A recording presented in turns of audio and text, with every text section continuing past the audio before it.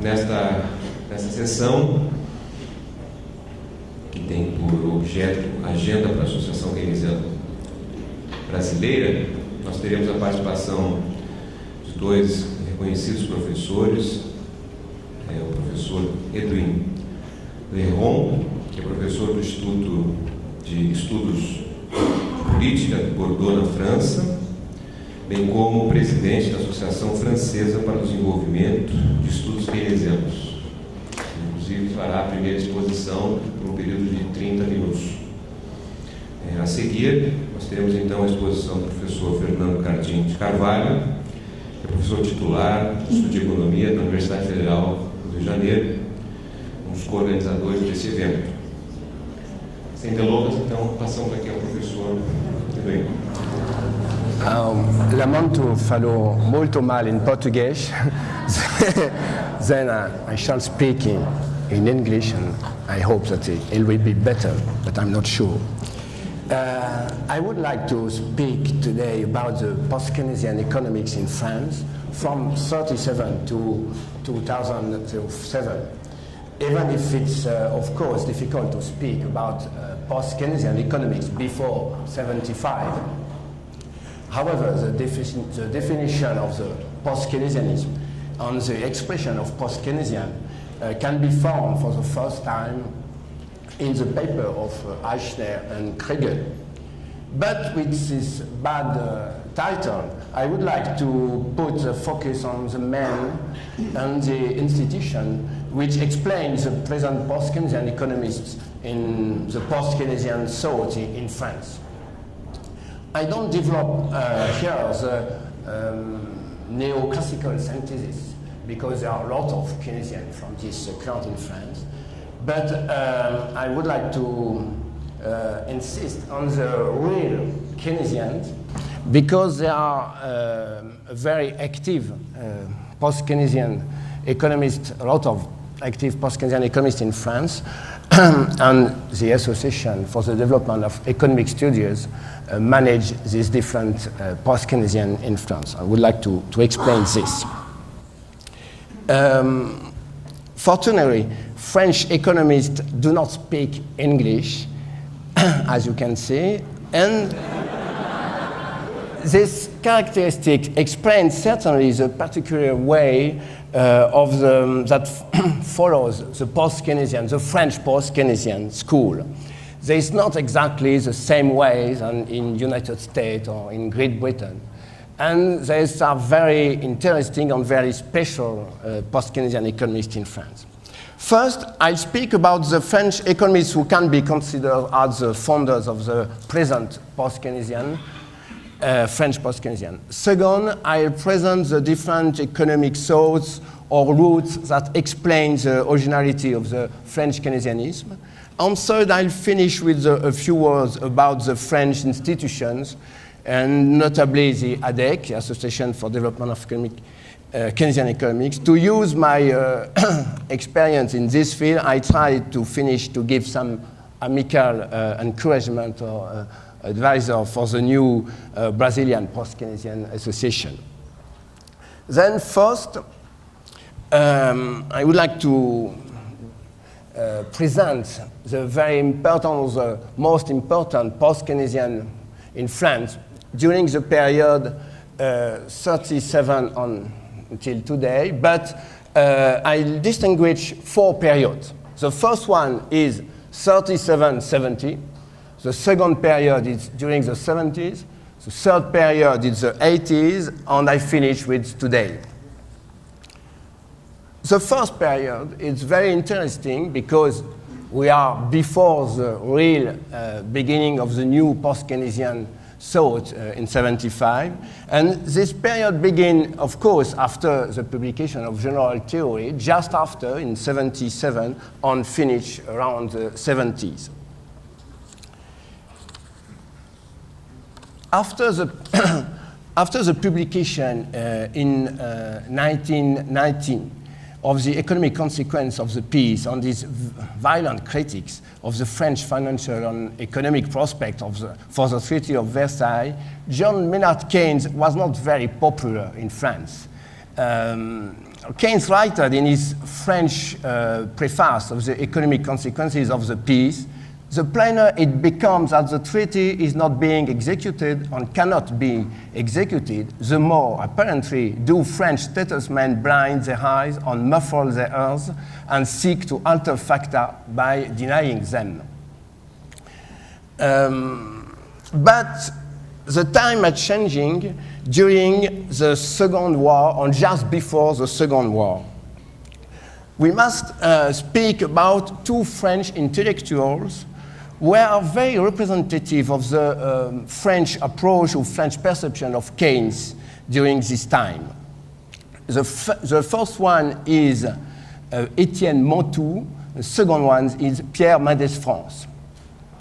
The first one side, because I write Pierre Mendès France versus Étienne Monteux, because one, Étienne Monteux was very against Keynes, and Pierre Mendès France was very in favor of the Keynesian idea. So it's two kinds of approach during this period.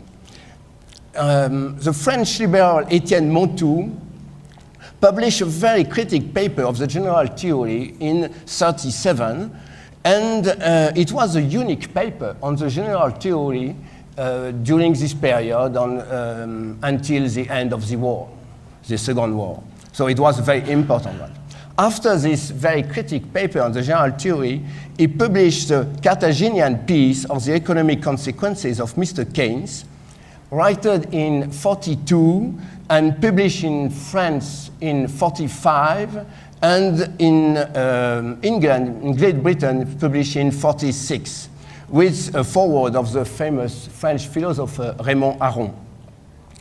And this second book was also very critical against Keynes, and is also a book from the 1919, the French book of Keynes. But unfortunately, Étienne Monteux was killed in Germany at the end of the war. And Schumpeter, in his famous book, wrote it was a great pity for the evolution of economics in France. He died. Monteux was the son of an historian, very famous historian, Monteux. And his father was the translator of Clemenceau at the Conference of Versailles. So there is a direct link between the father and the son, and a direct link against Keynes. On the other side, I must speak about a very important personality and political person in France. It's Pierre Mendès France. He's now died in 1982, but it was very important. On the demand of the General Secretary of the First Minister of the Popular Front, Léon Blum, Pierre Mendès France read the general theory in 1937, just after the publication of this book, and produced the first Keynesian plan for growth in France for the second government of Blum in 1938.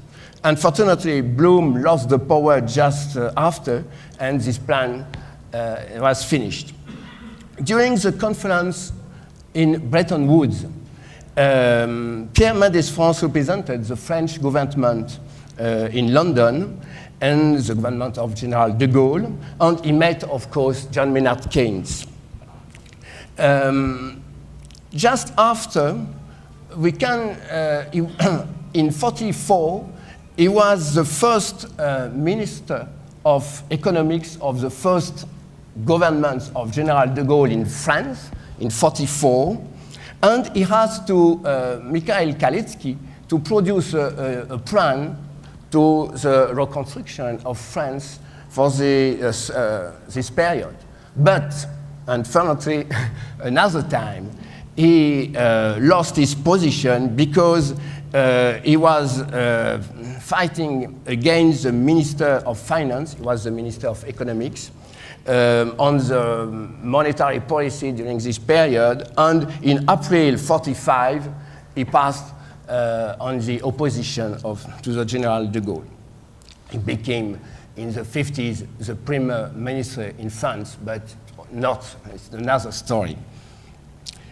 we can say that the high administration was very influenced during the end of this war and during the war by the theory of John Maynard Keynes, because all this high administration was in London. And I speak about the administration that took the power after 45, of course, not this of General Pétain. And there was very interesting by the works of Richard Stone, the White Book, or the works of Beveridge. And all these ideas came inside in France by this period. But if somewhere after 45, the new French administration was in favor of the Keynesian ideas, I precise that this point is concerned only the high administration and not the academics. The academics in France was during this period completely orthodox and neoclassical. But in 46, the French government, at the demand of the General de Gaulle, create a new school to produce the new high administration. It's a very famous ENA, National School of Administration. And this school is very important in France because all our ministers, all our very high administration came from Sciences Po Paris, and from this school, École Nationale d'Administration. It's the real place of the economic power in France. It's not in academics or in university. For its first year, this school asked to Jean Marchal, French economist, to give 15 lessons on Keynes. Jean Marchal accepted because the proposal, because he knew the proofs of a new book from a very young French economist, and he accepted to propose this lesson and use these proofs from this young economist. There was perhaps the first course, perhaps in the world, on the general theory in a very high university or high school. This young economist is Alain Barrère. And the story of the academics and of the ADEC began with Alain Barrère. Then I would like to speak about two academics, two very important persons in France during this period from 37 to 70. It's Alain Barrère and Bernard Schmitt. Begin with the first one, Alain Barrère. Alain Barrère adopted the paradigm, the Keynesian paradigm, in a very strange manner. He finished his PhD in 39 on a fiscal subject and without knowing the general theory. In 40, he was a young officer in the French army, and he was catched by the German army, and he passed 5 years in the jail in Germany, more precisely in Oflag number 17, very famous Oflag. And during these 5 years, all these officers were very boring in this camp. There is nothing to do. And they decide to create a kind of university.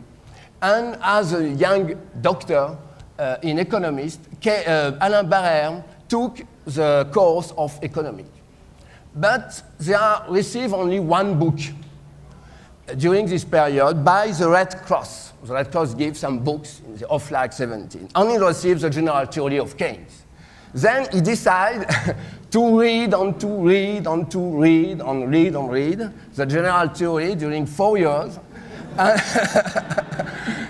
Because there's nothing to do except to read the general theory. And he produced a course, some lesson, and he write some proofs. And it's the beginning of the tradition, of the post-Keynesian tradition in France. In Germany, but it's a French tradition too. Is this course that was given in first year at the École Nationale of Administration by Jean Marchal. And Alain Barrère published this course and all these matters in one very famous book, perhaps one of the first post-Keynesian books, because inside you can't find the IS-LM diagram or the new classical synthesis. But Alain Barrère insists a lot on the post-Keynesian theme. He developed a very distinctive approach to Keynesian theory that was later known as the circuit or the circulationist approach, and very separately from the neoclassical synthesis. In particular, from the outset, Barrère identified Keynes' monetary of production, the concept of monetary of theory of production, as the critical vision part of his system, which was distinct and irreconcilable with the neoclassical theory. In his theory, Barrère notes it's impossible to do away with the role of endogenous money on Knightian uncertainty, as many post-war New Keynesians did, thus presaging many of the development of the later post-Keynesian school. In extending his system from the short run to the long run, Alain Barrère followed the similar route way taken by the Cambridge Keynesian after, albeit keeping money in the story during this period of route. He insists a lot on the radical essentiality, on the effective demand. This book, the name of this book is Impulsion Keynésienne, and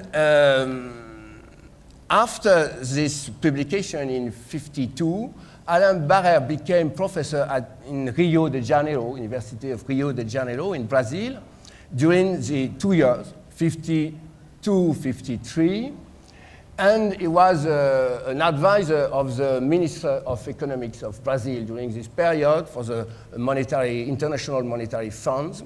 He built a bill for this minister. And this book, and you are very, a lot of chance in Brazil, this book was translated in Brazil. I can't find one. It's very hard, you know, to find this book in Brazilian. It's published by, in Europe, I find in Europe. It's published by Fundo de Cultura in 1961, and the name is Teoria Economica e Impulso Keynesiano by Alain Barrère. And after this period in Brazil, Alain Barrère came back in Paris 1 and began a career position of professor. And he continued to work on the emerging countries, on Brazil, and at the École Haute École les HESS, Études en Sciences Sociales. Yes, it's a very famous school in Paris. He took the chair on the South America, on Brazil. He spent a lot of time on this. And yes, it's the end for the first period of Alain Barrère. I take back after the story of Alain Barrère in the 70s. The second man, very important, is Bernard Schmitt from University of Dijon in Burgundy. Bernard Schmitt, born in 1929, is the real founder of the school of economic thought known as the theory of the circuit. After its doctoral dissertation, his PhD in 1958, he continues its studies at the University of Cambridge under the supervision of Piero Sraffa and Dennis Robertson. After this period in Cambridge, he came back in France and became professor at University of Dijon, Burgundy, and also at University of Fribourg in Switzerland. And he published very important books, the first book in 1960, La Formation du Pouvoir d'achat, and after around 20 or 25 books. For instance, in English, he published Macroeconomic Theory in 1972, New Proposal for World Monetary Reform in 1973, etc., etc. And he created, during this period in Dijon in the 60s, a center of research, CEMF, that exists today, and is this center that organized for the ADEC, the International Conference in France. So there is a link between Bernard Schmitt and the ADEC today. is still alive, and he lives in Dijon, but he's retired, of course. And a lot of the new post-Keynesian from the 80s or even of the 70s, 80s, and the 90s, and now, came from these two roots, Bernard Schmitt or Alain Barrère. It's not the same way. If I want to resume briefly, Alain Barrère is more post-Keynesian, and Bernard Schmitt is a real circuitist. And finish with this period of 37-70, and I pass to the second one. Oh, no, up. It's the 70s. This period is very important, of course, because with the important development of the French university after the Revolution of '68, a number of professors increased strongly, and this period was very good in favor for the heterodoxy. And we observe the rising of the post-Keynesian school during this period, and also from the circuitist school, and also for the Marxist school and the regression school. It's the second wave of post-Keynesian and circuitist in France. You can see on the table some name. For instance, Bernard Vallaja finished his PhD under the direction of Bernard Schmitt. So it's a direct link between Vallaja and Schmitt. And he produced his thesis in '76. But we are also two important persons in the theory of circuit in France during this period. It's Alain Parguez and Frédéric Poulon. And these two professors didn't came from the Schmittian approach, but they were together in a research center in Paris 1. The name was DECTA, and the director of this research center was Bernard Ducrot. Bernard Ducrot was not a post-Keynesian and was not a circuitist, but a lot of post-Keynesian and circuitists came from Bernard Ducrot. So I don't put this name, because he was very open-minded. He was a very high level of knowledge about all the economics, even the heterodox economists, and he can give some good perception for these young economists. Alain Parguez and Frédéric Poulon create his own research center, DECTA 2 and DECTA 3, DECTA 2, DECTA 3. DECTA 2 in Besançon in 77, 78, and DECTA 3 in Bordeaux in 78. But there's not only this circuitist approach in France, but it's important, but not only this one. You can find also some people came from Alain Barrère on the second route. For instance, Marc Lavoie, very famous post-Keynesian. It's a Canadian post-Keynesian. He's professor currently at University of Ottawa. But during this period, Marc Lavoie follows the master of Alain Barrère, the DEA, diploma from research in economics in Paris 1. And Marc Lavoie is somewhere a direct son from this filiation of Alain Barrère. Patrick Morisson worked on Pierro's Raffa, but he espoused the daughter of Alain Barrère. So it's not a direct link, but not the same link, but somewhere after this, to spouse the daughter of Alain Barrère, he became very close from Alain Barrère, and Patrick Morisson created after in Amiens a research center around the post-Keynesian economics, and he abandoned during this period the Raffian approach to the post-Keynesian approach. I can speak also about Jean Cartelier. Jean Cartelier was the assistant of Alain Barrère in Paris, and after he became professor in Nice, and as a professor in Nice, he creates a very dynamic school, post-Keynesian school in Nice, as Richard Arena, Thor Nazika, a lot of. But more interesting, was a focus on the history of thought.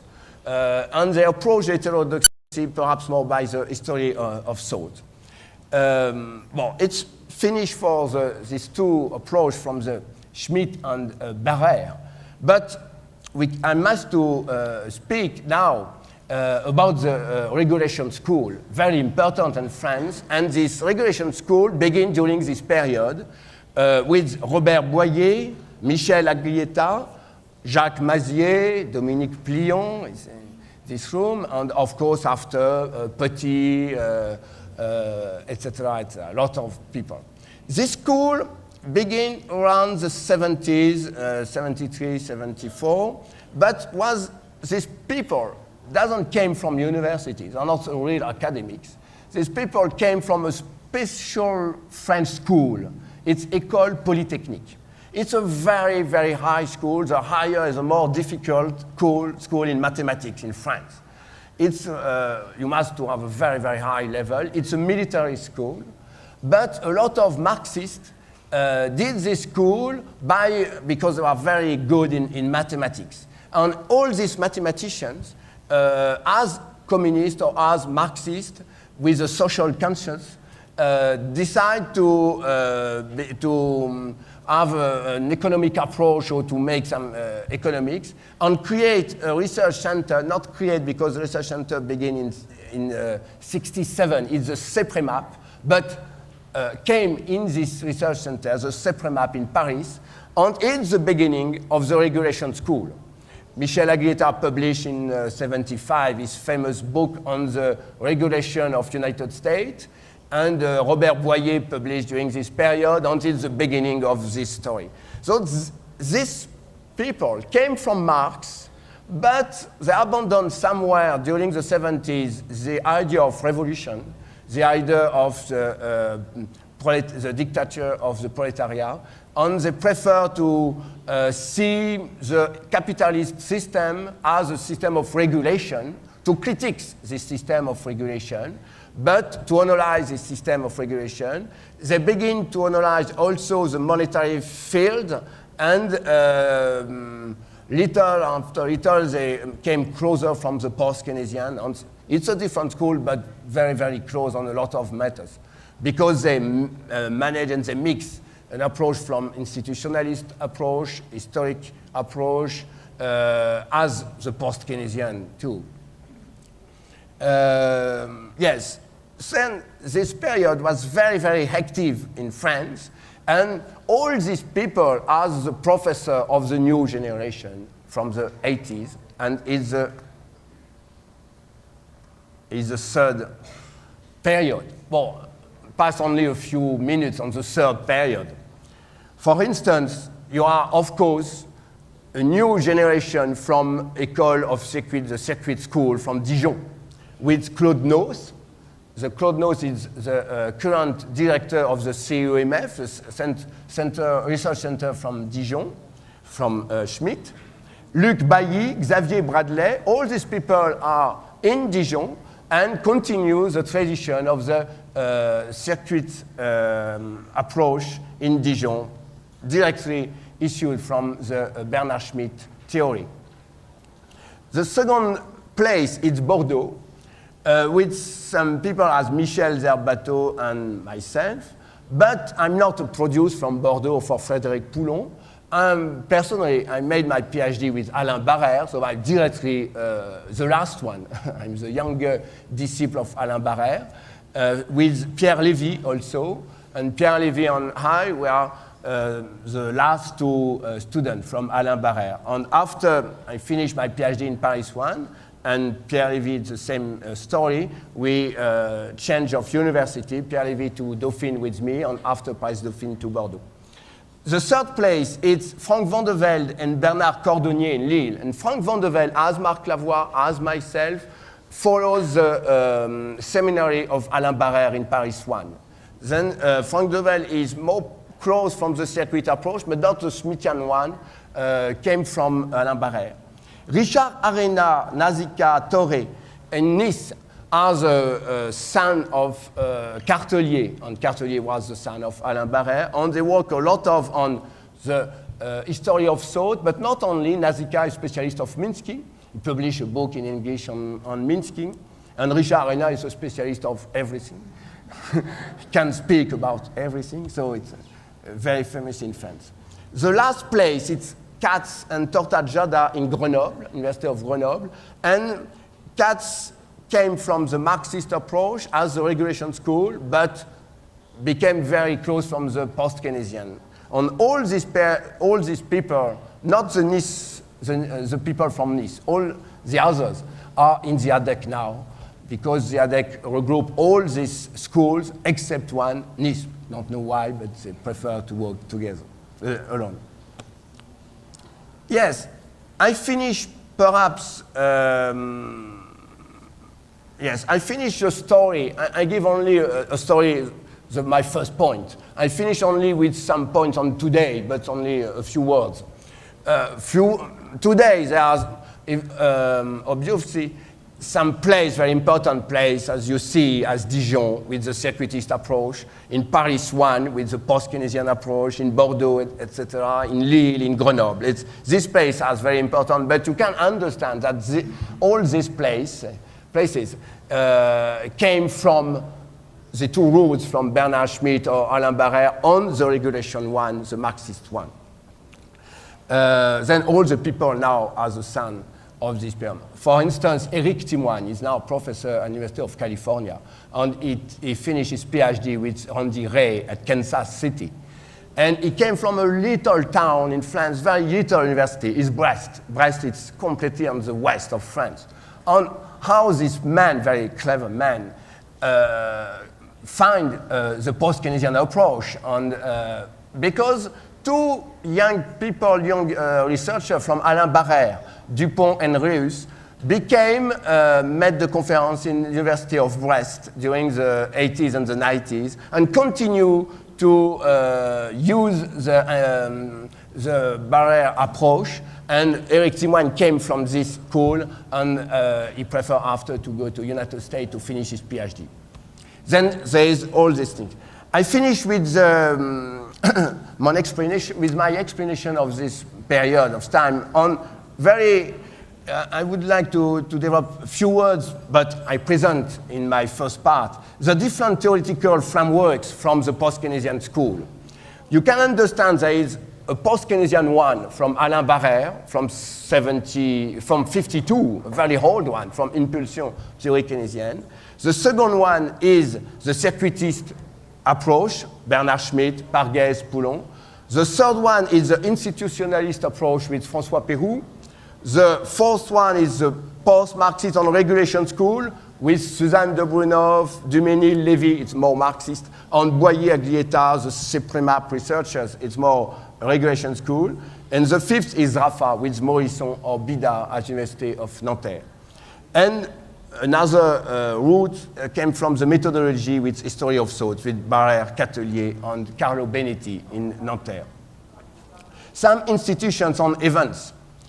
You see the importance of the DECTA with Bernard Ducrot, because this Bernard Ducrot was not a post-Keynesian. Parguez and Poulon create his research center, DECTA 2 and DECTA 3, after to know Bernard Ducrot. The CMF in Dijon, and also I must speak about the CEREF Barrère. Barrère created the CEREF in Paris 1 after DECTA 2 and produced a lot of research. And we can speak about ISMEA from Peru, because they control two big reviews, two important reviews in France, Économie et Société and Économie Appliquée. And Alain Parguez directed a seminary during the 80s in the ISMEA in Paris. Today, we can speak also with Matisse and OFCE. Matisse is in Paris 1 with a seminary on the heterodoxy with a lot of post-Keynesian members from the ADEC, very important one. And of course, OFCE is very important. It's the office, French office on the conjunctural economics. And it began in 1968, and a lot of monies. It's more than 70 researchers in this center in Sciences Po, and very important because some people as Stiglitz and Amartya Sen and Nobel Prize work with this guy. But they are not very post-Keynesian, they are more Keynesians. And now a few words only on ADEC, and I finish. The ADEC was a creation by Alain Barrère in '83 to organize a big conference with a lot of post-Keynesian in Paris 1 in '83. With Iman Minsky, Paul Davidson, Kaldor, Dillard, Steindl, a lot of very famous post-Keynesian. And yes, Jan Kregel, of course, Edouard Neil, Parinello, Garignani, etc., etc. This conference was published in France in Keynes Today, Keynes Aujourd'hui, and after in English, in Macmillan, in 3 books, Keynesian Economic Policies, Money, Credit, and Price in Keynesian Perspective, and the Foundation of Keynesian Analysis during the end of the 80s. And the ADEC continued after this period, but when Alain Barrère died in '95, he stopped. And we decided to give a new chance to this association in '97, and with Patrick Morisson from Amiens and Frank Van Veld from Lille and myself, and we created the new ADEC. And Katz and Gnos from Dijon and from Grenoble came after in 2000, and we organized a lot of conferences. You can see the list. It's a place with this ADEC works as a network, and there's a lot of research center inside this ADEC, which in Dijon, Grenoble, Lille, Amiens, Paris, of course, and Bordeaux. And the ADEC organized the functioning of all this research center. Then I conclude with perhaps a little advice for the birth of the EKB today. And because I'm the president of the ADEC now for more than 8 years, and I know it's not easy to produce a new institution. So my first advice is do not research the purity of the post-Keynesian theory. Because if you want to be pure, you must eliminate a lot of people, and after you finish alone. It's the problem of the extremely left in France. All the time they cut, and they finish. So it's better to aggregate and not to divide. It's important to choose the good enemy, so do not choose the wrong enemy. The enemy is a new classical theory. It's not the Keynesians, because of course I'm not really post-Keynesian, but it's not important. I prefer a Keynesian from the synthesis to a real new classical from rational expectations. Another point is to create a network with an annual conference to regroup these people. In France, we are 80 in the ADEC, but the 80 persons are in 15 universities. So you must to create this network and to regroup this person each time, one by year. It's important to control a good review, and now it's a problem in France, because before Alain Parguez has a very good review, Monnaie and Production, but he lost it. And now we have not a good post-Keynesian review. So, of course, the Journal of Post-Keynesian Economics, Intervention, and all are this review, but we are not the same in France. So we must to work with this other. Another important one is to communicate outside the academics. It's important to convince the politics, the trade unions, and the press. And for instance, now we create an European network with the English team and the German team. And in Germany, the post-Keynesian and the Marxists are very, very, very close from the trade unions, and there are a lot of money from the trade unions. And it's good because you can have a real power on the society by this way. So it's important to publish outside of the academic field. On the last point is the international, of course, activity. ADEC is a member of ICAP, that regroup all the heterodox associations in the world. And we try also to organize an international conference in Europe every 2 years, because every 2 years there is a big conference in Kansas City, and sometimes it was in Berlin, sometimes it was in Dijon, 3 times in Dijon, 1 time in Berlin, I hope in England in the future, and it's very important to have this. But now there are a lot of post-Keynesian conferences in Europe, with Bilbao, it's a very important one, with Berlin, with Dijon, so now it's not a real problem to organize a conference. I'm sorry, I was a little long, I finished, thank you very much.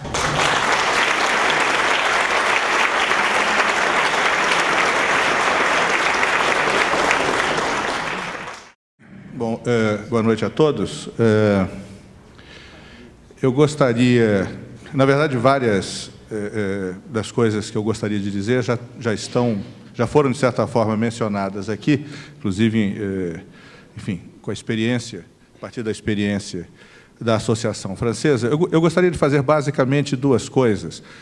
A primeira é uma rápida revisão, um pouco parecido, mas não tão detalhado, com o que o Edwin acabou de fazer, a respeito como que a visão, a abordagem keynesiana tem evoluído no Brasil nos últimos anos, e depois, enfim, discutir um pouquinho, fazer algumas propostas sobre a associação que nós vamos criar amanhã, e, enfim, o que me parece deveria ser a sua função. Eu gostaria só de começar por uma coisa absolutamente irrelevante, mas como vários dos presentes aqui são meus amigos e já me perguntaram isso, os óculos escuros, eu não estou usando, enfim, não é a moda mafiosa que eu estou propondo, é que eu esqueci os meus óculos brancos no Rio de Janeiro e eu preciso do grau. Nesse exato momento eu estou olhando para vocês porque eu sei que a plateia está nessa direção, mas eu não estou realmente vendo. O Márcio aqui eu ainda vejo, mas o resto de vocês... o que significa, se vocês levantarem e saírem e fizerem isso discretamente, eu vou ficar falando até amanhã de tarde aqui. A segunda coisa que eu queria observar, eu gostei muito da ideia do campo de concentração. Há uma série de pessoas neste país que talvez esse fosse um método para se passar 4 anos lendo a teoria geral, talvez aprendessem alguma coisa. Bom, nesses anos todos, é sempre muito interessante para quem trabalha na tradição keynesiana e frequenta encontros fora do Brasil, há sempre uma curiosidade muito grande, e eu acho que esse evento, inclusive, seria mais um elemento disso, de por que aqui no Brasil tanta gente, na verdade, se interessa por essa tradição. Isto, nos encontros em Kansas City, antes dele nos encontros em Knoxville, onde começaram a haver, Knoxville, Tennessee, onde tiveram lugar os primeiros encontros pós-keynesianos nos anos 80, final dos anos 80, há sempre uma grande participação de economistas brasileiros, inclusive alguns que não puderam estar aqui hoje, alguns estarão amanhã para a Assembleia, etc. E isso sempre causa uma certa curiosidade. Por quê que há enfim, esse interesse aqui, ou essa disposição, digamos assim, a se estudar Keynes, a se cultivar esse pensamento? Eu confesso que, pessoalmente, eu não faço a menor ideia. Talvez isso me ocorreu, mas é meio banal e se repete em outros lugares também. Ontem, na palestra do Paul Davidson, mencionou a importância do conceito de incerteza, de instabilidade, e quem vive no Brasil, como dizia um amigo meu, o Brasil não é para amadores. Então, a ideia de incertezas e instabilidades e reversões súbitas de caminhos, etc., é algo que talvez meio que nos prepare de uma forma prévia a aceitar teorias que exatamente se voltem para esses tipos de fenômenos. Ou seja, a ideia de equilíbrio, por exemplo, é uma ideia que aqui no Brasil soa talvez muito mais abstrata do que em outros lugares. E certamente a ideia de tendência ao equilíbrio, essa, então, a gente Quando consegue ficar de pé, já é um progresso, quanto mais tender para alguma coisa. Mas, enfim, o fato é que a gente tem uma tradição razoavelmente longa nessa direção, e eu gostaria de rever rapidamente aqui. Me parece que, fazendo realmente enfim, não é nem uma reconstrução histórica, porque é muito concisa, mas certamente o interesse em Keynes no Brasil, e quando eu digo Keynes, enfim, análises baseadas em demanda agregada, etc., mas, de certa forma, principalmente em Keynes, a origem é certamente, a origem do interesse e da penetração desse pensamento é, obviamente, a CEPAL. E, dentro da Comissão Econômica para a América Latina, das Nações Unidas.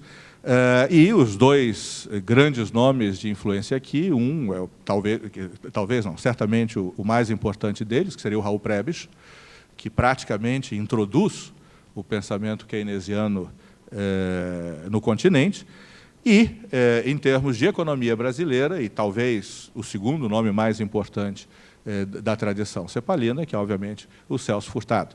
Acho que a obra do Celso Furtado foi, pelo menos até a minha geração, e eu acredito que continue sendo, talvez o primeiro canal de contato que se teve com a visão keynesiana, e era especialmente interessante e especialmente provocativo, porque não era um livro de teoria econômica, mas sim um livro de história econômica, que é o clássico, e felizmente sendo reeditado atualmente, que é a Formação Econômica do Brasil, que é um livro belíssimo, para quem eventualmente tenha deixado para depois, eu sugiro que comece urgentemente. Para quem não relê há algum tempo, eu sugiro que releia, é um livro belíssimo, e foi o primeiro contato, eu me lembro dele na minha graduação, na verdade, ainda há alguns anos atrás, muitos anos atrás, tudo bem, mas, século passado, na verdade, mas na segunda metade, também não é... E que introduzia exatamente, e que reconstruía a história econômica do Brasil exatamente a partir da relação entre oferta e demanda agregadas, e discutindo exatamente o funcionamento de cada um dos períodos, desde a colônia, na verdade, em termos exatamente da formação da renda, dos elementos de demanda agregada e assim por diante.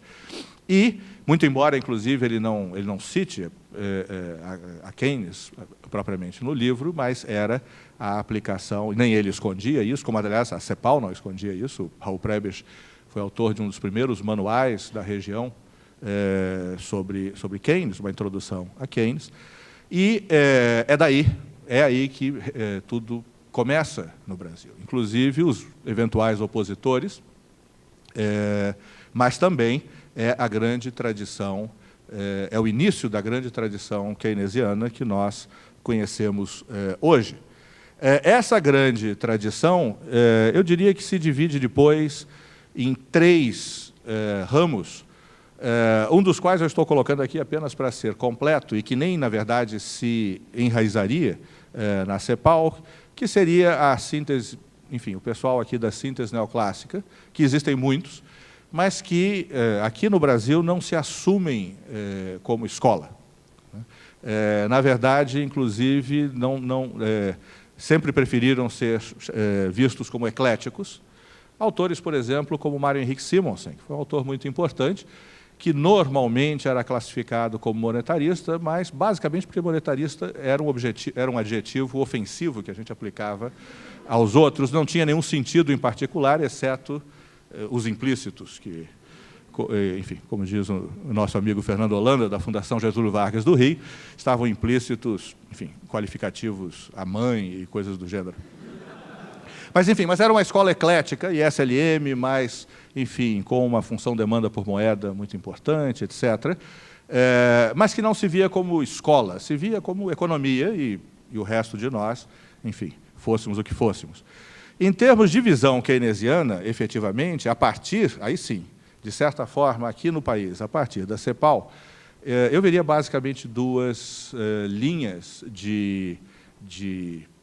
digamos, de evolução, que, de certa forma, convergem para isso aqui hoje, porque são as linhas que eu acho que atravessaram, basicamente os últimos 20 a 25 anos aqui, e que, por vários canais, acabaram influenciando e levando à criação de vários grupos em universidades por todo o país, interessados em literatura keynesiana, e, como eu vou sugerir depois, congregar isto é, inclusive, um dos objetivos centrais da proposta de associação. Esse é um país muito grande, tem muitas escolas que nós temos muito pouco contato ou conhecimento, e a ideia de uma associação cumpre primeiro esse papel. Mas, enfim, como eu disse, eu veria duas linhas aqui de desenvolvimento, que são paralelas, tem programas específicos, tem áreas comuns de interesse, senão nós não estaríamos aqui, mas que tem programas diferentes e que são, enfim, que é importante se reconhecer essas diferenças. Uma linha que eu diria, principalmente desenvolvida aqui, nessa instituição, na Unicamp, que é uma linha que segue um pouco alguns dos caminhos comuns aqui a algumas das correntes francesas, que é uma linha que que sai da CEPAL, passa por Marx e vai dar, de alguma forma, em Keynes, com uma grande importância dada também a Kalecki. Quer dizer, esta linha, eu fiz o mestrado aqui nessa instituição há alguns anos atrás também, eu fui da terceira turma do mestrado aqui, nos anos 70, sou mais moço do que o Mário Poças, mas não tão moço assim, infelizmente. Mas esta linha, então, é uma linha que, na verdade, não passa pela economia neoclássica, na verdade. Keynes é visto principalmente como um resultado, digamos, eu vou usar o termo insatisfação aqui, sem um sentido muito preciso, mas, enfim, com a demanda por alguma coisa, basicamente, além de Marx.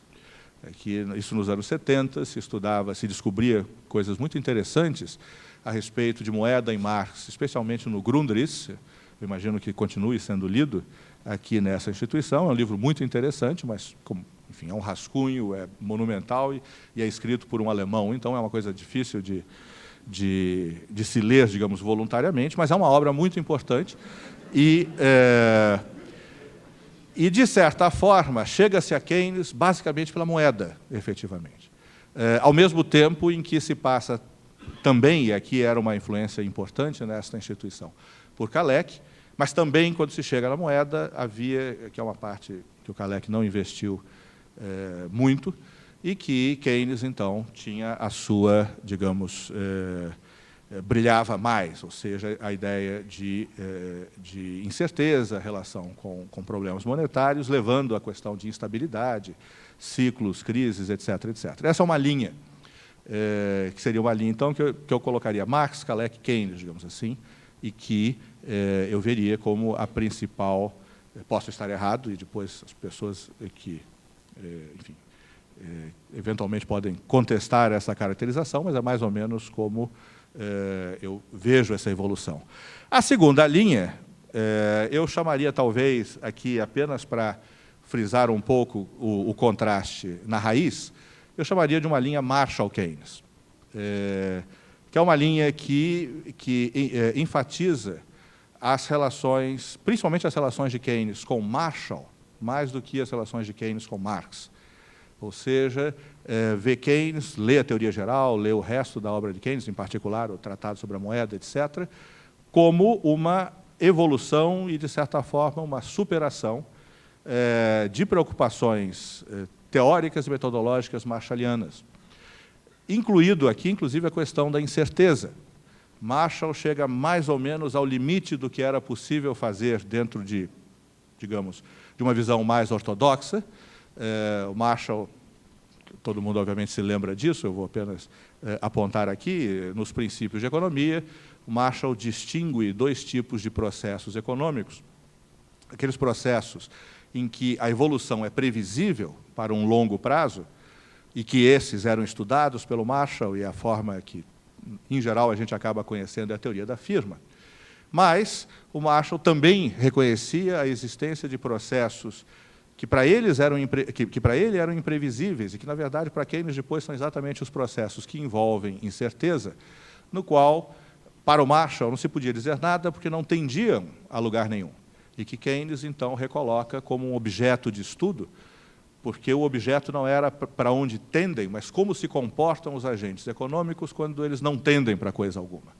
Então, comportamentos como preferência pela liquidez, poupança precaucional, comportamento convencional, enfim, toda uma série de conceitos que são introduzidos na teoria geral e que mostram que que incerteza, o comportamento sob incerteza é teorizável. Ou seja, é possível entender esse tipo de comportamento, mas não da forma tradicional. A forma tradicional, ortodoxa, se quiser, é entender um comportamento através do resultado para o qual ele leva. É isso que a gente faz nas análises de longo prazo, nas análises de gravitação, desde equilíbrio geral, a SRAF, etc. A gente tenta estudar como é que as coisas são, conhecendo como é que elas acabam. E o que Keynes levanta na teoria geral é que, na verdade, a gente não sabe como elas acabam, porque é impossível prever isto. Esse é o sentido de incerteza, é o sentido do não ergódico, como o Davidson explicou ontem, mas nem por isso é ininteligível, e nem por isso os agentes deixam de ser racionais. Como um autor que eu sempre gostei muito, gostava de enfatizar, que era o George Shackle, já falecido há alguns anos, o agente econômico keynesiano ele não é menos racional do que o agente econômico neoclássico. É o mundo que é diferente. É o objeto dessa racionalidade que muda. Então, que há uma diferença aqui com o pessoal de finanças comportamentais e outras escolas desse gênero. Então, essa segunda linha, e que é uma linha que eu localizaria principalmente no Rio de Janeiro, é a linha que vários de nós vimos desenvolvendo aqui nos últimos 20, 25 anos, e que, obviamente, há uma convergência muito importante em termos do próprio Keynes, da teoria geral, é para onde, de certa forma, as questões convergem, mas as questões são fraseadas de modo diferente, são colocadas, e mesmo, digamos, a hierarquia de respostas, às vezes, é diferente, em função do ponto de partida. E o ponto de partida, então, que eu colocaria essas duas tradições principais. Há várias outras tradições keynesianas existentes do Brasil, com um impacto, talvez, eu diria, um pouco menor, mas essas duas eu acho que têm sido, digamos, em grande parte responsáveis pelo impacto renovado da visão keynesiana neste país e que tem chegado realmente, às vezes, chega a centros que a gente nem sabia que tinha e o pessoal procura, etc., quer ter contato. Então, se espera que a associação possa fazer isto. Muito bem. Dado isto, quer dizer, dada esta... Nós tivemos alguns eventos importantes nessa sequência. Eu localizaria principalmente as da corrente do Rio de Janeiro, nesse caso. Basicamente, duas iniciativas que foram importantes. A primeira, em 1987, quando nós trouxemos, naquela época ainda, para a Universidade Federal Fluminense, nós trouxemos o professor Paul Davidson para dar um curso de um mês, de 10 aulas aqui espalhadas por um período de um mês. Foi um programa que teve uma frequência inesperadamente grande, na verdade, várias pessoas vinham, inclusive, de outros estados, etc., e que foi muito importante para abrir uma demanda para uma literatura que, enfim, não estava disponível, aliás, continua, em grande parte, não estando disponível em português, etc. E a segunda foi um grande seminário que nós fizemos em 1997, com a participação, aliás, de vários elementos daqui, o professor Fernando Costa foi um deles, que nós fizemos na UFRJ, e que foi um pouco, digamos, o lançamento público da visão pós-keynesiana no Brasil. Nós trouxemos vários convidados de fora, e nós tentamos, inclusive, parte da ideia era tentar reuni-los aqui, até para homenagear. Um deles é o professor Felipe Arestes, que está aqui na primeira fila, o Jan Kregel, que infelizmente não pôde vir, a Nina Shapiro, o Gary Dimsky, que também tem trabalhado muito conosco, mas que também não pôde vir, o Steve Fazari, e mais um que eu não estou me lembrando nesse exato momento, mas daqui a pouco eu faço justiça. Então, são dois eventos, especialmente o segundo seminário aqui, tornou público. Nós tivemos uma cobertura de imprensa, inclusive a Gazeta Mercantil fez uma longa reportagem, naquela época era um grande jornal de economia, e foi, eu não sei nem se ele existe ainda, para ser franco, mas existe? Então, enfim, mas não é tão grande jornal de economia como era. Bom, neste quadro sempre foi, de certa forma, sempre esteve um pouco na mente de todo mundo que participava a ideia de se fazer uma associação. No início era relativamente simples, eram poucas escolas que cultivavam, digamos assim, essa corrente de pensamento, as pessoas se conheciam, era relativamente simples. Mas, nos anos 90, há uma expansão bastante importante, inclusive se reflete na produção publicada de pesquisadores keynesianos no Brasil. Inclusive, as primeiras gerações, digamos assim, de pessoas já graduadas nessa nova tradição, vários estão aqui, inclusive o Davi, do tempo que ele tinha um topete bem mais impressionante do que ele tem hoje, o Antônio Carlos, enfim, várias pessoas aqui em Campinas, em outros centros, o João Sixu, que é, enfim, parte da direção do IPEA, junto com o Márcio, e assim por diante. Enfim, houve uma expansão, as pessoas foram trabalhar em várias outras universidades, e aí aparece, então, começa a amadurecer a ideia de que uma instituição poderia ser útil. Eu vejo essa instituição, basicamente, já que o tema, inclusive, era uma agenda, eu vejo basicamente com duas funções. Uma função para dentro da comunidade keynesiana, que é muito importante, e, de certa forma, uma que talvez até seja mais importante, e coincide, inclusive, com uma das recomendações feitas na apresentação anterior, que é para fora da comunidade keynesiana. Eu confesso, inclusive, que eu vejo a segunda, até talvez mais, a curto prazo, pelo menos, até mais importante. A primeira é de congregar, efetivamente. Essa talvez seja a demanda mais imediata, é criar canal. É criar um canal para que as pessoas se conheçam, para que possam desenvolver parcerias, para que não fiquem isoladas, escrevendo alguma coisa que depois talvez não conheça veículos que possam publicar ou pessoas que possam estar interessadas, e principalmente para promover algo que aqui no Brasil a gente faz relativamente pouco, que são as parcerias, realmente, as coautorias, que nós temos uma ideia muito individual de parceria, de autoria.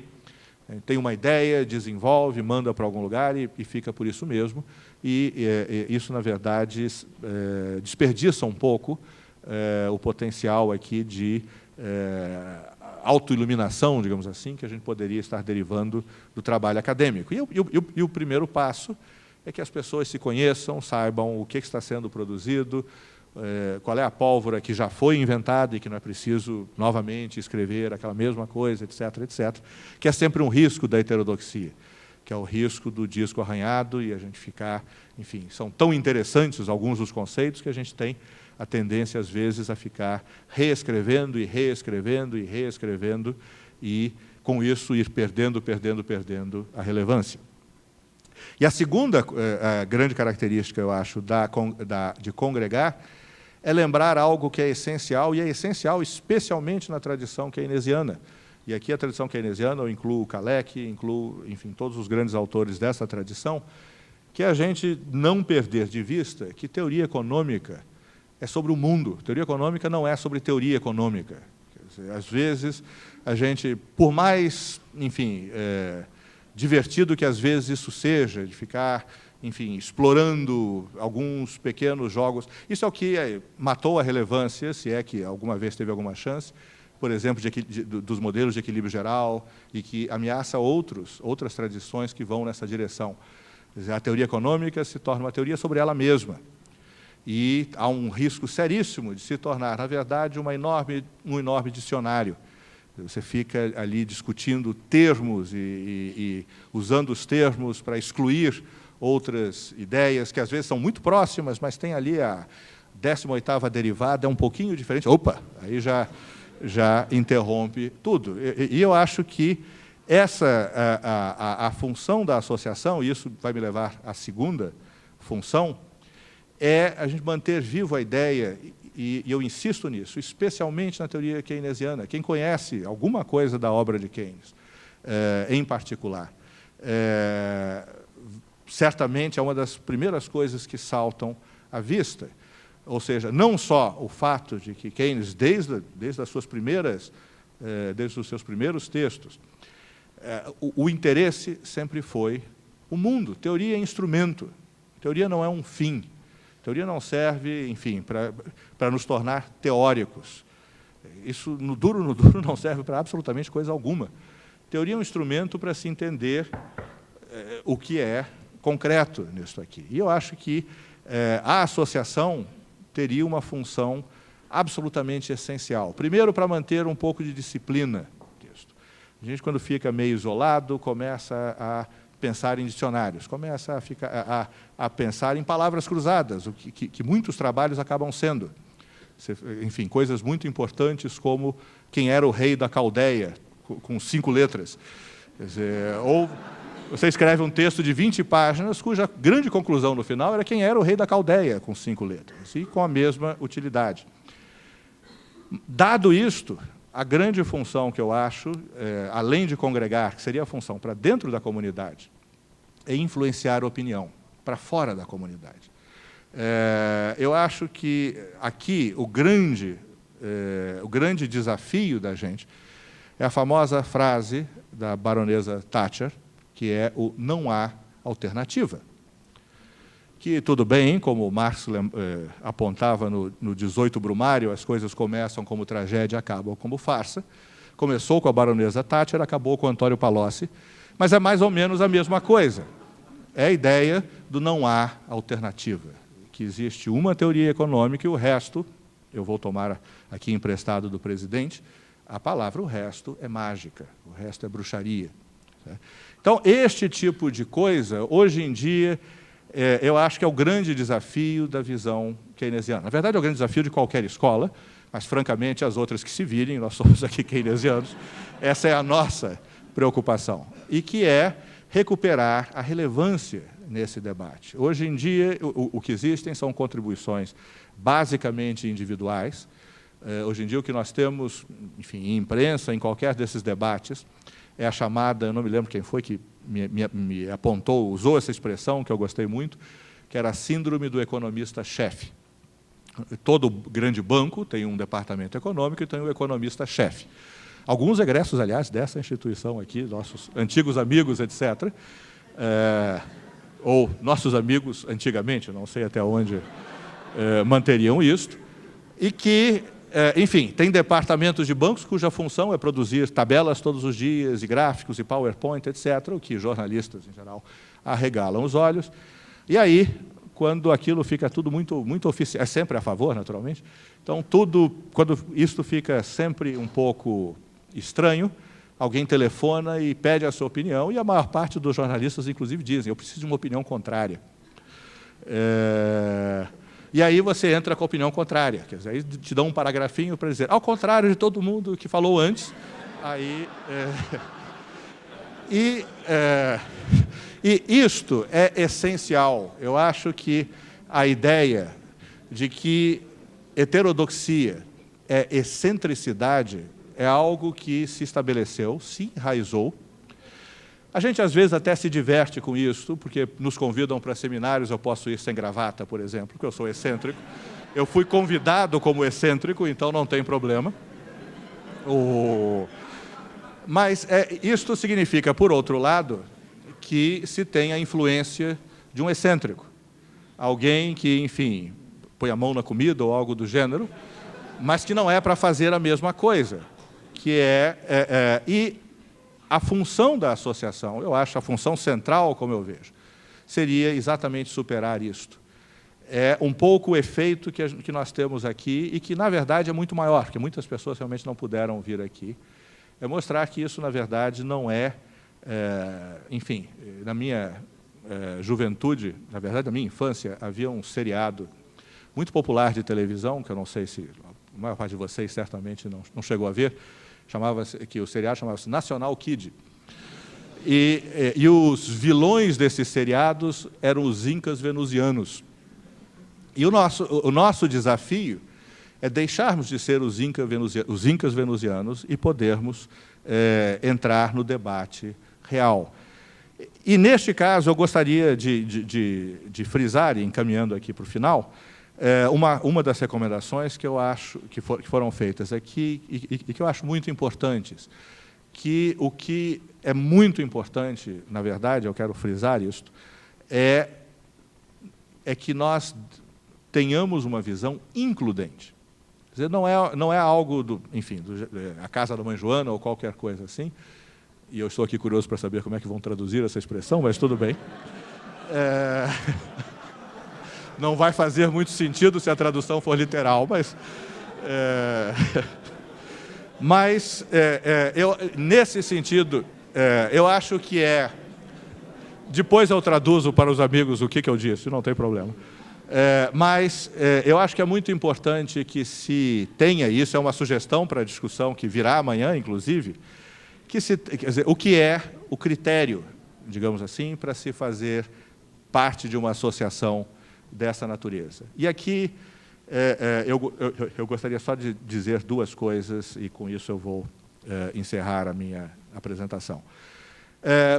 Primeiro é o seguinte, consistente, digamos assim, com a ênfase que eu estou sugerindo em política econômica, eu gostaria de sugerir que o critério definidor aqui do que é ser keynesiano, do que é uma visão keynesiana e que inclua outros, na verdade, siga uma sugestão feita pelo próprio Keynes no último capítulo da Teoria Geral, que é suficientemente, inclusive, genérico, eu acredito, para congregar quase todas, e eu digo quase porque pode haver alguma aí que eu tenha esquecido, visões keynesianas. Keynes, no último capítulo da Teoria Geral, aquele capítulo que tem um título comprido, as consequências filosóficas, etc., etc., Keynes diz o seguinte: existem dois problemas centrais numa economia empresarial moderna. Um problema é o excesso de concentração de renda, que, segundo Keynes, é excessiva no sentido que ela não obedece a nenhuma funcionalidade do sistema, não é o lucro do empresário schumpeteriano, não é a remuneração do animal spirits. Em particular, Keynes acentua em vários textos, é resultado de herança. Isso não tem nada a ver com uma economia capitalista. A ideia de que você já nasça lá na frente, etc., não tem nada a ver com animal spirits, não tem a ver com espírito inovador, tem a ver com o acidente de onde você nasceu. Não tem nenhum papel na explicação do dinamismo que economias capitalistas mostraram, afinal de contas enterraram grande parte das alternativas, e, portanto, há um excesso.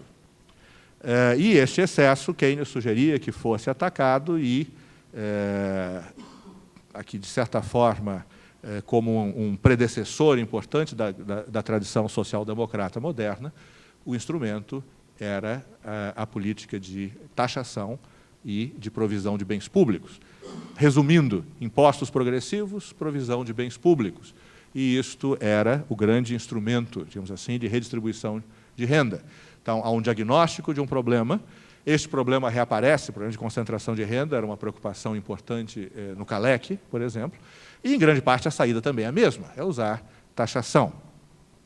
E o segundo grande problema também é comum aos dois, que é a incapacidade de uma economia empresarial em garantir a plena utilização do potencial produtivo da economia. Porque eu estou usando uma frase um pouco mais empolada, do garantir o pleno emprego, porque vai além, de certa forma, do pleno emprego, especialmente quando nós pensamos em economias em desenvolvimento, como a nossa, em que a questão de como garantir o pleno emprego, na verdade, é a questão de como garantir o crescimento econômico, já que é uma economia onde a população disponível para trabalho continua crescendo e que isto coloca, então, na verdade, garantir o emprego é garantir o emprego crescente.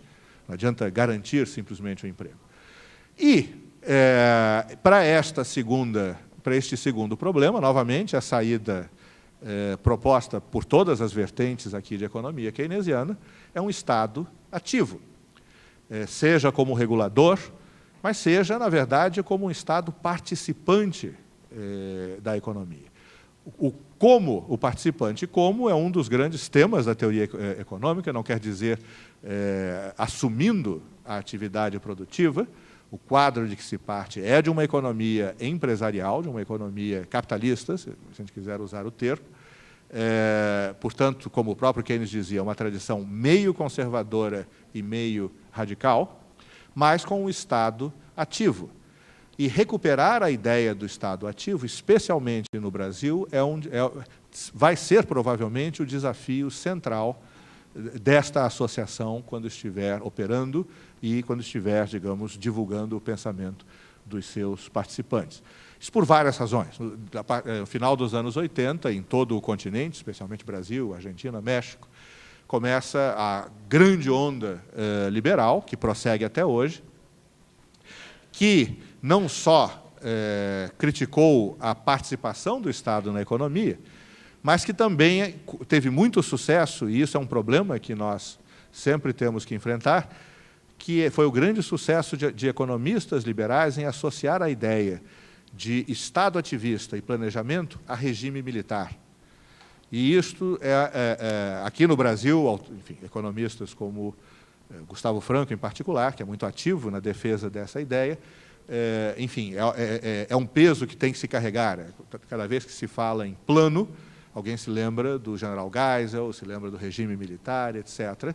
Esta associação é totalmente oportunista, porque, enfim, há vários exemplos de planejamento fora do regime militar, mas que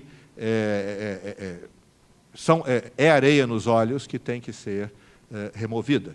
Então, em resumo, me parece que o que deveria congregar a associação seriam basicamente essas três ideias, ou seja, de que há dois problemas centrais que nos preocupam e há um instrumento central de solução. Há o problema central do excesso de concentração de renda, que se era uma preocupação para Keynes na Inglaterra, enfim, imagine para o Márcio aqui no Brasil, quer dizer, que produz nessa área há muito tempo. O segundo problema é o nosso problema clássico, que é a questão do pleno emprego, e que aqui se desdobra na questão do crescimento. E a terceira é a questão do Estado. Principalmente aqui, naturalmente, nas condições presentes, que complicaram muito a vida de quem quer que trabalhe, mas, por outro lado, abre um campo de reflexão, inclusive teórica, fascinante, que são as condições presentes de, por um lado, um enorme setor financeiro, no nosso caso, muito sofisticado, muito ágil, na defesa dos seus próprios interesses, especialmente depois de todo esse período de liberalização e desmontagem de controles de capitais, de liberalização de mercado, desde o final dos anos 80, e, naturalmente, com o enorme grau de integração comercial e financeira, também característico deste período. Eu gostaria, então, só para finalizar, por outro lado, chamar a atenção para uma coisa que me pareceu muito interessante, especialmente enfim, do ponto de vista desta preocupação de congregar e ser politicamente agressivo, na verdade, na superação da ideia da excentricidade, etc., que é o nome que está sendo proposto aqui, que é a Associação Keynesiana Brasileira. É óbvio que a maior parte enfim, dos membros, se imagina, serão economistas, mas eu fiquei satisfeito, inclusive, de não ser a Associação de Economistas Keynesianos Brasileiros. Esse é um debate extremamente importante para politólogos, por exemplo. A questão do pleno emprego, o texto que eu, pessoalmente, nos últimos anos, aliás, por sugestão do meu coautor em alguns textos, Julio Lopes, sobre o pleno emprego e por que o pleno emprego desapareceu do cenário, é exatamente de um cientista político, o Walter Korpi, que eu não sei exatamente de onde ele é, qual é a origem dele, depois o Julio pode... De onde? Ele é sueco. E que são textos extremamente interessantes, que nos deu, aliás, a oportunidade de discutir em 3 textos em autoria conjunta exatamente a questão da política de pleno emprego, e que, na verdade, veio da ciência política. E que, no entanto, enfim, quando a gente pensa em pleno emprego inevitavelmente altera as relações de força entre os grupos sociais, etc. Portanto, é uma questão política. Aliás, o próprio Keynes, nos anos 40, lembrava disto, que o que acontece com salários, etc., depois que o pleno emprego for consolidado, se tornaria um problema político, da onde vem a preocupação com política de rendas e outros instrumentos desse tipo. Então, eu fiquei satisfeito. Eu não sei até que ponto foi um acidente, foi para a sigla ficar com 3 palavras só ao invés de 4, mas se foi a mão invisível guiando a associação na direção correta, e eu espero, torço muito para que amanhã na Assembleia, inclusive, se mantenha o nome. Obrigado. Pode começar, né? Bem, na realidade, eu vou fazer uma pergunta para o Edwin, mas antes só fazer um comentário para o Cardim, né? Dizer, eu acho que não foi a mão invisível, né? Quer dizer, a ideia da associação é uma ideia realmente de congregar, né, pessoas de diferentes áreas, não só da área de economia, né, e realmente tem intenção explícita, e isso vai constar do estatuto, né, social da associação, que nós iremos apresentar amanhã. Tá? Então, queríamos trazer cientistas políticos, sociólogos, né, diferentes áreas. A minha pergunta para o Edwin, naturalmente, eu particularmente estou muito interessado na experiência, já estive várias vezes, né, em atividades junto com a DEC na França, e gostaria que o Edwin, né, pudesse aqui compartilhar conosco, né, a experiência da DEC. E em quer dizer, se eu relatasse com um pouco mais de detalhes, as atividades que são desenvolvidas pela DEC, você mencionou rapidamente, mas que pudesse detalhar, né, as atividades que são feitas normalmente, e um pouco uma discussão que nós estamos tendo, se nós vamos fazer a filiação de somente indivíduos ou de instituições também, né? Eu vi que, na sua apresentação, a DEC faz filiação também de instituições, de centro de pesquisa, né? Gostaria que você falasse um pouco sobre isso também. Obrigado. É uma sugestão, não vou poder estar aqui amanhã, e também gostaria de ouvir a sua opinião, Cardim. Como ponto para a associação, a questão da liberdade, porque eu lembro-me do Skidelsky falar que no mundo de decadência de valores liberais, o Keynes definia liberdade como ausência de medo. Então, que assim como Hobbes via no medo o ponto de partida da sua definição de liberdade, o Keynes também via no medo do futuro, o medo do desemprego, o medo da incerteza do que seria o futuro, a pior das condições para o ser humano. E, nesse caso, os liberais, se fossem espertos, seriam todos keynesianos, porque a única garantia de defesa da liberdade é justamente a salvação pela intervenção. Nesse caso, eu queria ouvir a sua opinião, ver se esse ponto seria interessante, porque eu acho que tem apelo político. Luiz e Alain. A minha pergunta para o Edwin é mais assim, um pouco no final da apresentação do professor Fernando, né? A questão da política econômica, né? De que nós temos uma preocupação com a questão de política econômica.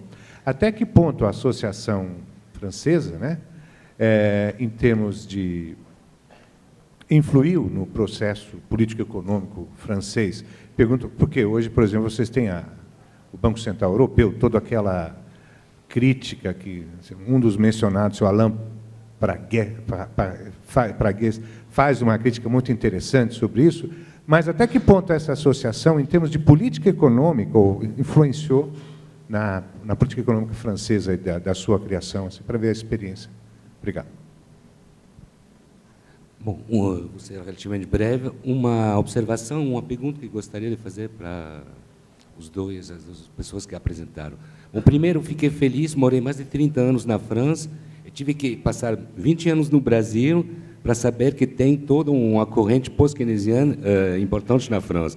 Então, realmente, eu, com muito prazer, que Edwin me falou ontem e hoje, que tem todo esse movimento pós-keynesiano na França, e realmente, eu acho que quando estava fazendo meu doutorado, não tinha tanta força. Agora, uma coisa que gostaria de colocar para as duas pessoas que apresentaram, Edwin, com toda a razão, enfatizou, bom, a muitos economistas, o fato que muitos economistas da escola da regulação têm muito a ver com o keynesianismo. Eu concordo plenamente. Eu acho que toda a dimensão institucional, porque eu falo da escola da regulação, seria uma continuação, uma complementação da abordagem pós-keynesiana. Eu acho que tem várias linhas, várias pontes possíveis com o pós-keynesiano e uma certa concepção de uma certa forma de institucionalismo. Eu tenho um comentário, pergunta para o Fernando, justamente por causa do propósito que eu também identifico como principal, que é o de criar uma base institucional para intervenções no debate sobre política econômica, política social no Brasil. E se a ideia, com esse propósito, é de ser inclusivo e includente, e, inclusive, de extrapolar a disciplina da economia para incluir pessoas de outras disciplinas acadêmicas e, eventualmente, também de fora da academia, né? Se a associação do nome da associação com o Keynes não é restritiva nesse sentido. Pensando, no caso da economia, no fato de que existem diferentes correntes de pensamento que podem aceitar essas ideias, que eu também considero como básicas, sem necessariamente gostar muito do rótulo keynesiano, né? E isso vale ainda mais para fora da economia, em que esse rótulo não é costumeiro. There's an old Arab motto, the enemy of my enemy is my friend. And it's a very dangerous motto, actually, because, and I think the last speaker was in some way reflecting that problem. We would like, there's a difference between a coalition and an association. There may be people who have lots of different views, but they're all anti-neoclassical or anti-capitalist or what have you. And so they can form a coalition to be against. But when you ask them what they're for, then you get a myriad of answers. And that is defeatist. Because then, what will happen is the newspaper will play one heterodox against the other. He said, and she said, and they don't match.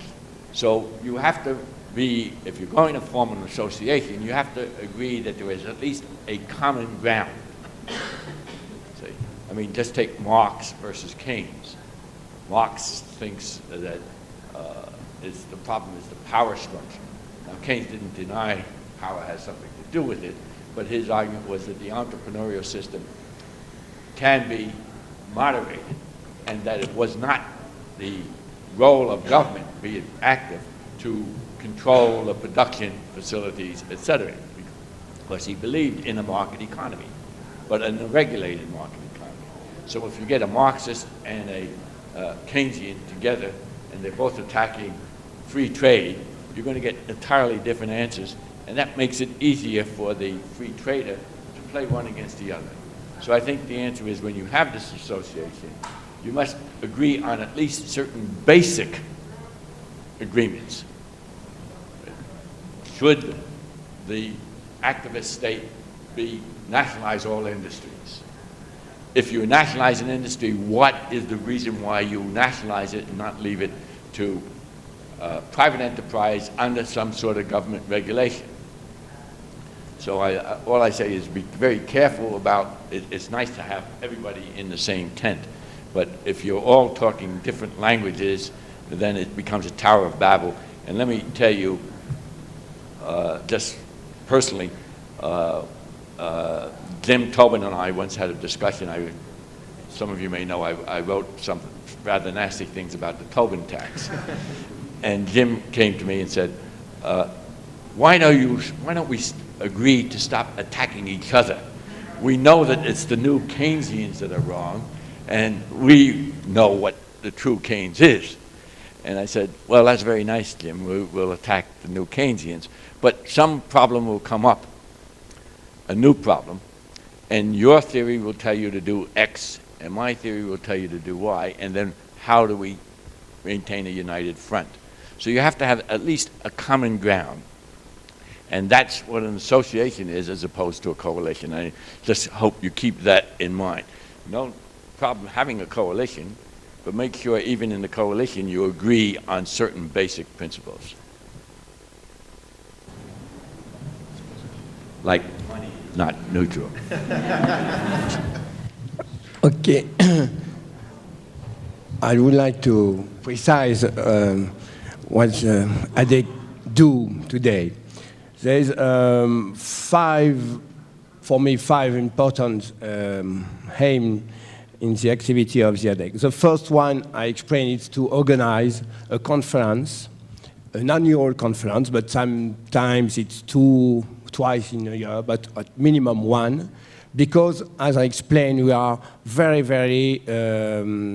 we are in a lot of university, and not only in one. There's not a real leader, a university leader in the post-Keynesian field in France. So with Bordeaux, Dijon, Grenoble, Lille, you must to find a place every year. It's the first objective, it's important. The second one, it's linked with the first, it's to publish some post-Keynesian books or issues or special issues of review. And in general, of course, the special issues came after a conference. And it's important to publish and to propose some new specific issues for the French post-Keynesian. Then there's third aim, and it's close from the first and the second. It's to make some proposal, some agenda for the French post-Keynesian to focus on this point, on another point. For instance, now we try to develop the stock flow consistent approach, but before it was some approach on the history of thought around the reception of the general theory in 37, and yeah, because when you make this proposal, you make generally this proposal during one conference, you can to publish a book with more bigger coherence, you know, with and it's good also to concentrate our efforts on one subject at one moment, because we are not a few, and if we compare with the neoclassical economics, there are a lot of people. If you read only on Taylor rules, for instance, there are 10 or 15 papers by week only on this subject. In the world, that's a lot of publication. It's impossible for the post-Keynesian. So it's better to put the focus on an objective, a specific objective for 1 year, and a lot of people work on this. And perhaps on the last, only 1 point on that, it's true that the Marxist approach and the Keynesian approach are very different. But now in France, perhaps it's difficult, because it's not a dream in France to nationalize the industry, because we did that in '81. And it was perhaps not a good industrial idea. It's not once a good idea for the industry, but it was a very good idea for the finance of the state.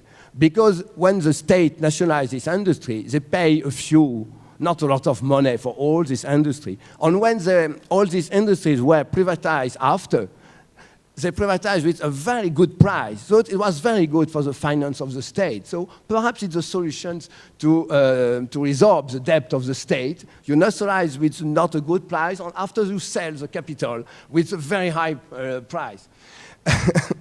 Then, you know, now the Marxists in France, it's not a demand from not perhaps from the Marxists, but from the regulationist school, for instance. It's not a demand to nationalize the industry in France. So on this point, we can discuss with no problem together. They want to make some regulation in state, and we want to make some regulation. And the regulation is not to nationalize the industry. So it's okay now. And we work together on.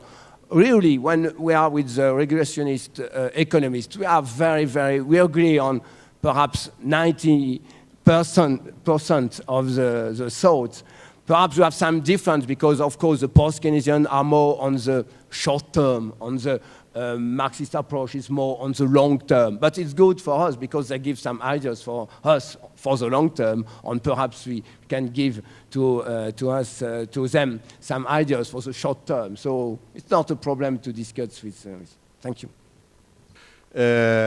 Começando pela observação da Inês, Eu acho que, na verdade, o que você deu foi exatamente um dos exemplos do que poderia ser uma questão de interesse, digamos assim, de outras tradições de ciências sociais, que seja e que é, digamos, convergente com a preocupação keynesiana.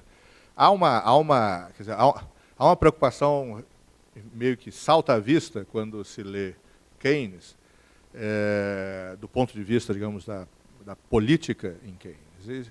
É que Keynes, efetivamente, ele assume a liberdade de indivíduos, etc. Isso é uma premissa. Por outro lado, Keynes tem uma visão platônica da política. Ele tem uma visão do governo de técnicos. Na verdade, nos anos 30, quando se cria o conselho, uma espécie de conselho de assessores econômicos no governo inglês, Keynes tem uma reação extremamente entusiasmada, dizendo que, que ele esperava muito, exatamente, desta mudança de, digamos, de qualidade nos argumentos e nas decisões de política econômica. Como é que se conciliam as duas coisas não é simples, na verdade. É uma questão muito complicada de você ter decisões, e passa pela questão, inclusive, da independência do Banco Central e outros órgãos, como de outras esferas de decisão, como que você concilia as duas coisas? Como que você concilia a visão da liberdade individual como um valor central, ao mesmo tempo com a ideia de que governo é, de certa forma, uma função especializada, que não é uma área de palpites, é uma área de técnica, num certo sentido. Agora, isto me parece é um problema em aberto, é um problema exatamente que convidaria, talvez, pessoas da tradição de ciência política a se interessarem. Eu só discordaria da sua dúvida final, por que liberais não se interessam? Na verdade, liberais se interessaram por isto. E, em grande parte, é isso que explica a diferença do sentido do termo liberal nos Estados Unidos, por exemplo, e liberal no continente europeu. O liberal no continente europeu é o Hayek. Liberal nos Estados Unidos é o Franklin Roosevelt. E um dos grandes discursos do Franklin Roosevelt, que era o chamado discurso das 4 liberdades, era exatamente, uma era a liberdade religiosa, a outra a liberdade política, etc. A 4ª liberdade era o que o Roosevelt chamava de freedom from fear. E aí ele definia uma série de medos que ele queria liberar. E um desses medos era o desemprego, o medo da velhice desamparada, enfim, e para isso a criação de um sistema de previdência social e assim por diante. Na verdade, se poderia dizer em termos keynesianos, enfim, das 4 incertezas fundamentais ou qualquer coisa assim, mas o fundo do discurso Roosevelt e de toda a tradição liberal americana, que infelizmente morreu com Lyndon Johnson, né? Não tem nada a ver com Clinton e nada desse tipo, e aparentemente não está sendo revivida, mas é exatamente a tradição que explorava um pouco isto, ou seja, de que a preservação da liberdade individual envolve, inclusive, esses aspectos, ou seja, aspectos não apenas, digamos, da limitação do governo, mas, na verdade, de uma atividade do governo, a garantia da segurança contra esses temores. Há, inclusive, um movimento que me parece, basicamente, de advogados, pelo que eu entendi, eu não tenho muita certeza, que era exatamente pela uma nova Carta de Direitos, um novo Bill of Rights nos Estados Unidos, que era exatamente concretizar a proposta. O discurso das 4 liberdades foi o último grande discurso do Franklin Roosevelt. Se eu não me engano, foi o último discurso de posse dele em que ele lançou essa ideia. Estou citando de memória, posso estar errado, mas seria a ideia exatamente de garantir, como o primeiro Bill of Rights, que garante direitos políticos, garantir esses outros aspectos do freedom from fear. E isto, na verdade, é inteiramente compatível com a visão política que tem Keynes. Mas há um problema realmente de compatibilização entre a abordagem platônica, que é intrinsecamente elitista, com a visão da liberdade individual, etc., que tem que ser resolvida. E que é uma questão interessante. A questão de instituições, na verdade, que o Alain levantou, é uma parte central do pensamento do próprio Keynes. Na verdade, é uma parte central do pensamento do Marshall. os princípios de economia, até pela diferença, não dá tempo aqui de elaborar esse tipo de coisa, mas é muito interessante quando você olha os elementos de economia pura do Walras, no primeiro livro, no primeiro conjunto de capítulos, Walras coloca, e era a visão dominante, que o paradigma de ciência para a economia devia ser a física. E por quê? Porque é a histórica. Isso era uma coisa que se acentuava muito, a diferença entre ciência e o que na época se chamava de arte, que hoje em dia a gente chamaria de política, de intervenção. Então, entender é conhecer os eternos. Então, por exemplo, lei da gravidade não depende do período. Para intervir, ou seja, para a arte, você precisa das características específicas de um período. Mas isso não é ciência, porque é transitório, muda com a história. Essa era a visão de Walras, é por isso que ele vai buscar o consumidor, na verdade, praticamente o quê? O cidadão que é expulso do paraíso, está nu e tentando, enfim, viver do suor do seu rosto. Quando você olha o primeiro capítulo dos princípios de economia do Marshall, Marshall diz o paradigma da economia é biologia. E tem que se lembrar da época em que foi publicado. Biologia ali é Darwin, do qual o Marshall, aliás, foi um apoiador entusiasta, embora ele fosse muito reacionário em todo o resto. Então, essa ideia de transformação histórica e institucional é intrínseca, ela faz parte. O que não quer dizer que o keynesianismo seja institucionalista, porque institucionalismo é uma corrente específica. Então, há um overlapping, há áreas de interesse comum, mas é uma corrente que coloca as suas próprias premissas e, portanto, é dialogável, mas não é exatamente a mesma coisa. O que me leva à última observação, porque o Davi e o Paul colocaram mais ou menos posições inversas. O Davi preocupado em entrar mais gente e o Paul preocupado em não entrar tanta gente assim. Mas era mais ou menos o mesmo tema. Eu não sei, aqui, na verdade, a minha disposição seria um pouco empirista.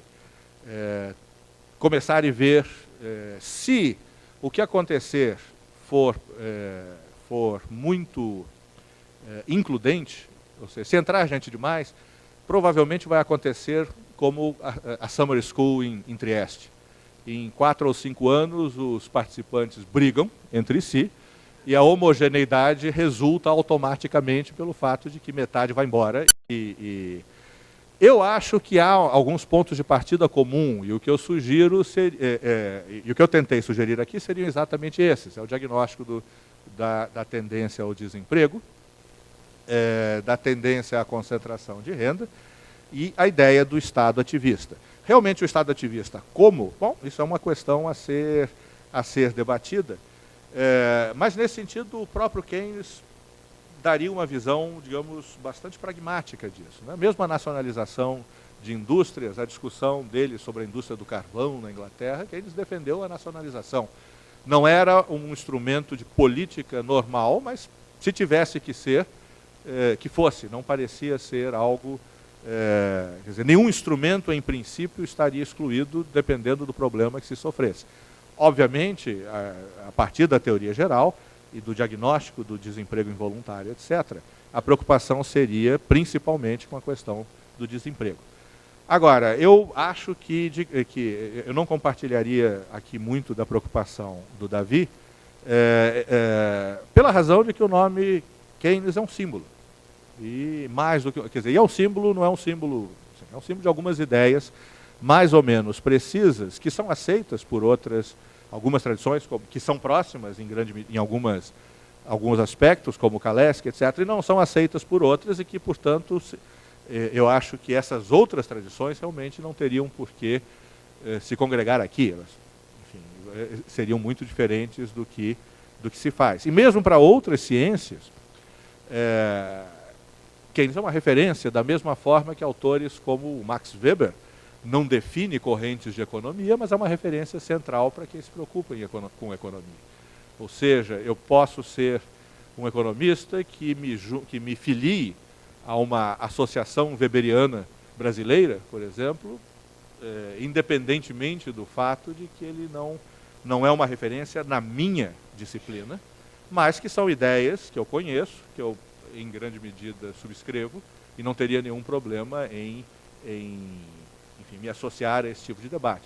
Eu acho que do ponto de vista daqui, é óbvio que Keynes é, antes de mais nada, uma referência econômica, mas ele coloca questões centrais que preocupam a grupos ou a pesquisadores individuais de outra tradição. Se quiserem participar dos debates, etc., eu não vejo por que não. Então, na verdade, a minha ideia aqui, a minha proposta é, de qualquer forma, há um ponto em comum. Quer dizer, aqui no Brasil, nós já temos, na verdade, uma associação que chama Sociedade de Economia Política, por exemplo, que é principalmente voltada a autores em que Marx, por exemplo, é o começo e é o fim. Aqui nós teríamos pleno emprego não é uma preocupação marxista. Por exemplo, o Estado ativista também não, porque Marx não acreditava na eficiência desse tipo. Aliás, nem era, o conceito de eficiência aqui, para ele não fazia muito sentido. Então, na verdade, quando a gente diz as diversas tradições, é no sentido de que muitos de nós vieram de outros autores e fomos parar em Keynes ou algum autor similar. Mas eu acho que, neste caso, o funil keynesiano realmente seria importante. Eu acho que mais amplo do que isto, por exemplo, aí realmente nos condenaria a 2 ou 3 anos de conflito e aí a um fracionamento indignado. Na minha juventude eu fiz parte de partidos de esquerda, esse era um dos esportes prediletos. Cresce, cresce, cresce, sim, era um pouco como o processo de reprodução celular, etc. E nesta altura da vida eu confesso que chega.